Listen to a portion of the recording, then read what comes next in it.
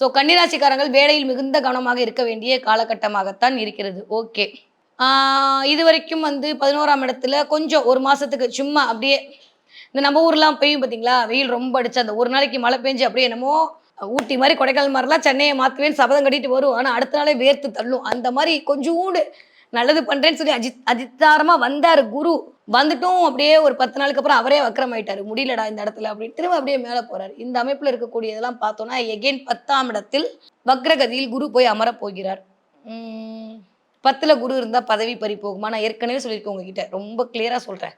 உபஜயஸ்தானங்கள் என்று சொல்லக்கூடிய மிதுன வீடு, கன்னி வீடு, தனுசு வீடு, மீன வீட்ல குரு அமர்ந்தால், அது 10ஆம் அதிபதியாக அமர்ந்தால், கண்டிப்பாக பதவியை பறிக்க மாட்டார். பதவி உயர்வு தான் குடுத்தே தீர்வார்.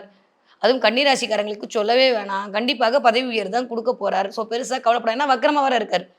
என்னதான் அவரே பதவிய பறிக்கணும்னு நெனச்சாலும் அது முடியாது.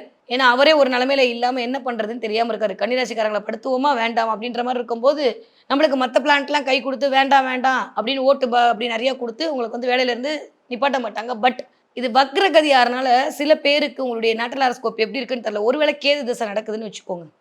ஒருவேளை சுக்கிர திசை நடக்குதுன்னு வச்சுக்கோங்க. கண்டிப்பா எழுதி வச்சுக்கோங்க. ஏற்கனவே விட்ட வேலைய திரும்ப போய் தொடருவீங்க. இதெல்லாம் சொல்ல முடியுமா? கண்டிப்பா இதற்கான வாய்ப்புகள் இருக்கு. இல்ல ஏற்கனவே பண்ண ப்ராஜெக்ட்ல திரும்ப போய் உங்கள தூக்கி போடுவாங்க.